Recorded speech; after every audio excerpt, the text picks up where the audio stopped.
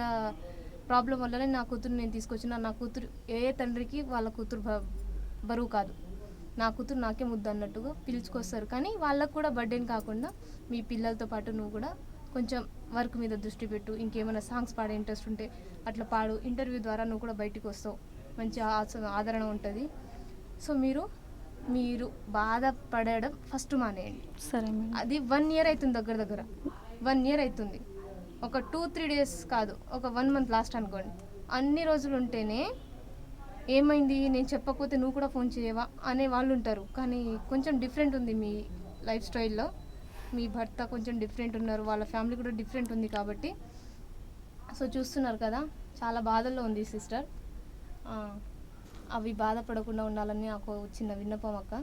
So మీరు ఇంకా next ఏదైనా సాంగ్ అనుకుంటారు? ఇది కూడా నా స్టోరీ మేడం. నన్నుగన్నా నా తల్లి, నన్నుగన్నా నా తల్లి, చిన్ననాడే నా బతుకును చీకటి చేసి వెళ్ళిపోతే, నన్నుగన్నా నా తండ్రి నా బతుకులోకి వెలుగు తెచ్చి పెద్ద చేసి పెళ్లి చేస్తే, చేసుకున్నవానికి మానవత్వం లేకపాయే. తల్లిదండ్రుల మాటలు విని కట్టుకున్న భార్యని కాటిలోకి నెట్టావట్టే. కడుపున ఉట్టిన పిల్లల చూడారాడాయే, తొంగి చూడాడాయే. పురుడు చేసి తొట్టెల వేసి పేరు పెట్టారాడాయే, పురుడు చెయ్యారాడాయే. కడుపున ఉట్టిన పిల్లల చూడారాడాయే, తొంగి చూడాడాయే. పురుడు చేసి తొట్టెల వేసి పేరు పెట్టారాడాయే, పురుడు చెయ్యారాడాయే. నన్నుగన్నా నా తల్లి, చిన్ననాడే నా బతుకును చీకటి చేసి వెళ్ళిపోతే, అత్త మామలు అరిగోసలు పెట్టావట్టే, చిత్రహింసలు పెడతారాయే. ఆడి బిడ్డ మరిది తోడెల్లయి వెంట పడవట్టే, నన్ను పిక్కు తింటారాయే. చేసుకున్నవాడు చేదోడుగా నిలవాడాయే, నాకు అండగా ఉండాడాయే. అయ్యో నన్నుగన్నా నా తల్లి, చిన్ననాడే నా బతుకును చీకటి చేసి వెళ్ళిపోతే, పుట్టించేది ఈశ్వరుడైనా రాత రాసింది బ్రహ్మే అయినా, తీసుకెళ్ళేవాడు యముడే అయినా తీసుకెళ్ళాడాయే, నన్ను తీసుకెళ్ళాడాయే. మెడలో ఉన్న పసుపు తాడే ఉరితాడైంది, నాకు ఉరితాడైంది, నాకు ఉరితాడైంది. గొంతు కూడా చాలా చక్కగా ఉంది. మీరు రాసి పాడుతున్నారంటే గ్రేట్. అసలు మీ గురించి, మీరు ఎవరో వేరే వాళ్ళ గురించి రాసి పాడుతున్నారు, మీ గురించి మీరు బాగా పాడుతున్నారు. బాధపడొద్దని ఫస్టే చెప్పాను. ఏడుపు ఎంత ఏడ్చినా అది అంతవరకే. వాళ్ళ మూర్ఖత్వం పోనప్పుడు అయితే మనమే దూరం ఉండాలి. వాళ్ళు మారి వస్తారా అనేది కూడా గ్యారెంటీ లేదు. ఇప్పుడు నేను చాలా సార్లు ట్రై చేసిన మేడం, అసలు ఫోన్ చేయడము, ఫోన్ కూడా లిఫ్ట్ చేయడు, బ్లాక్ లిస్ట్ లో చూసినాం కదా. ఫోన్ కూడా లిఫ్ట్ చేస్తే బ్లాక్ లిస్ట్ లో ఉంది. అంటే ఎవరైనా ఉండొచ్చా ఎఫ్ఐఆర్స్? వేరే తెలియదు మేడం, నాకు అది ఏం తెలియదు. కాకపోతే ఆయన దృష్టి మొత్తం వాళ్ళ తల్లిదండ్రులు చెప్పిన దానిపైన. వాళ్ళ తమ్ముడు బెదిరిస్తే భయపడతాడు మేడం. నా దగ్గర రికార్డ్స్ కూడా ఉన్నాయి మేడం. మా చిన్నోడు పుట్టే రోజు ఏమైంది అని వాళ్ళ అన్నని బెదిరిస్తుంటే నా దగ్గర రికార్డ్స్ కూడా ఉన్నాయి మేడం. మొత్తం టోటల్ వాళ్ళ రిలేటివ్సే ఈయన బెదిరిస్తే ఈయన అసలు మమ్మల్ని పట్టించుకోడు మేడం.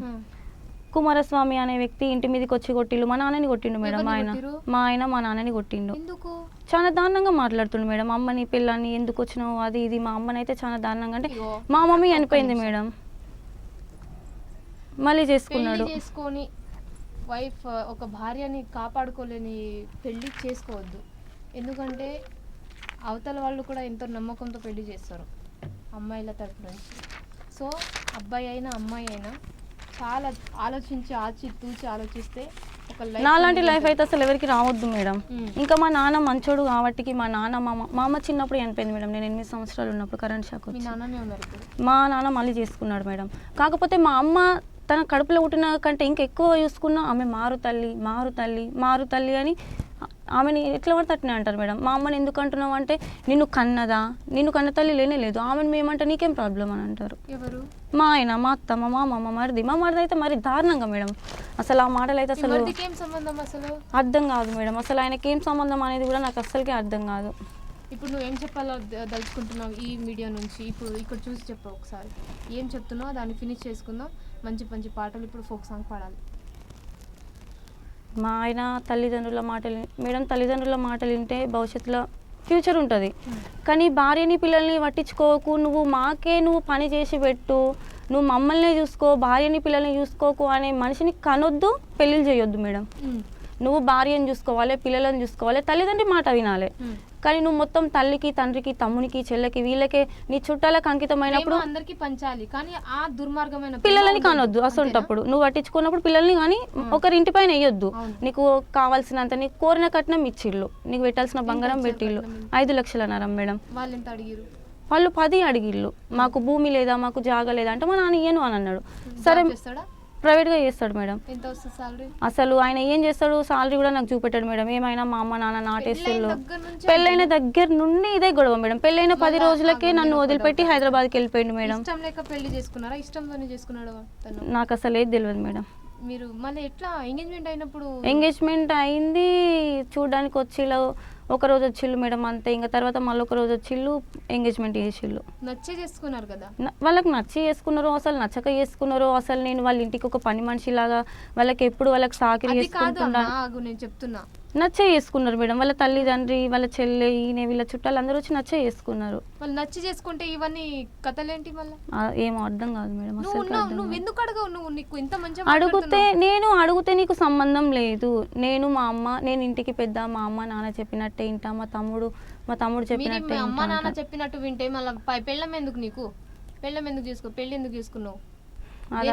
అసలు ఏం ఆశ పెట్టి చేసుకున్నావు? కట్నం వస్తుందని చేసుకున్నావు? కట్నం ఆశపడి చేసుకున్నావా? అసలు మొత్తం నన్ను వాళ్ళ ఇంటికి ఒక అంకితం చేసి పని మనిషిలాగా వాళ్ళకు సాకిరి చేసి, వాళ్ళ కొడుకు హైదరాబాద్లో పని చేయాలి, నేను మా అత్త మా అమ్మకి సాకిరి చేసుకుంటుండాలని నన్ను చేసుకున్నారు మేడం. నాకు అర్థమైంది. పెళ్ళైనాక 10 రోజులకే నా భర్త నన్ను వదిలిపెట్టి హైదరాబాద్కి వెళ్ళిపోయాడు మేడం. 20 రోజులకు 10 రోజులకు ఒకసారి వచ్చేది. ఫోన్ చేస్తే నువ్వు ఎందుకు వచ్చినావు అనేది మా మామ, మా అత్తమ్మ. అయ్యో భార్యను చూసిపోవడానికి వచ్చేదా అనేది మేడం. అయినా నేను అట్లా 5-6 నెలలు ఉన్నా. మా నాన్నని రప్పించుకొని వెళ్ళిపోయినా మేడం. అప్పుడు పెద్ద మనుషులను అందరినీ పిలిపించి గొడవ పెడితే, సరే భార్యాభర్తలు ఇద్దరు ఒక దగ్గర ఉండాలి అనేసి అన్నారు మేడం. వెళ్ళిపోయినాం, ఇంకా హైదరాబాద్కి వెళ్ళిపోయినాం. వెళ్ళిపోతే కూడా ఈ కుమారస్వామి అనే వ్యక్తి ఫోన్ చేసి నాటెవరేస్తారు, మా మామకి చుట్టాలంట, మా ఆయనకి బాబాయ్ వర్సనంట, ఆయన ఏసీపీ దగ్గర కార్ డ్రైవర్ అంట, డిపార్ట్మెంట్ పేరు చెప్పి మొత్తం నా లైఫ్ నాశనం చేస్తుండు మేడం. ఆయన రికార్డు కూడా ఉంది. కార్ డ్రైవర్ అంట మేడం, ఏసీపీ దగ్గర.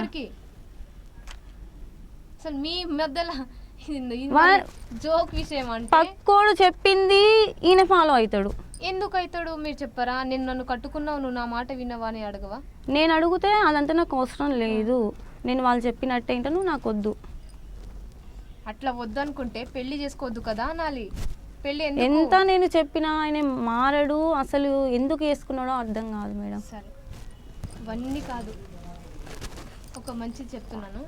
ఎవరైనా సరే పోషించే సత్తా ఉండి, పాలించుకునే సత్తా ఉంటేనే పెళ్లి చేసుకోండి. ఇవన్నీ కుదరవు, పైసలు ఆశ చూసి పెళ్లి చేసుకుంటే సర్వనాశనం అవుతాయి జీవితాలు. ఇట్లాంటి మూర్ఖత్వం అన్నీ మానుకోవాలి. మంచి దారికి నడవండి, కొంచెం మానవత్వంతో నడవండి. సరే నేను చెప్పేది ఇది.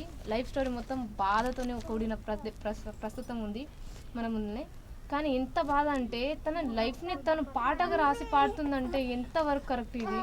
అసలు ఒకరు ఎవరైనా రాసి పాడితే ఆ బాధ అనేది ఉంటుంది, కానీ తన లైఫ్ స్టైల్లో తను రాసుకొని ఇంత ఏడుస్తుందంటే దానికి కారణం వాళ్ళ ఫ్యామిలీ, టోటలీ వాళ్ళ భర్త సైడ్ నుంచి ఫ్యామిలీ, అత్త మామల నుంచి ఈ ప్రెజర్ ఉంది. సో దయచేసి ఇలాంటి అమ్మాయిలను మనం సపోర్ట్ చేసి ముందుకు తీసుకోవడం బాధ్యత మనది. మంచి సాంగ్ పాడమ్మా ఇప్పుడు.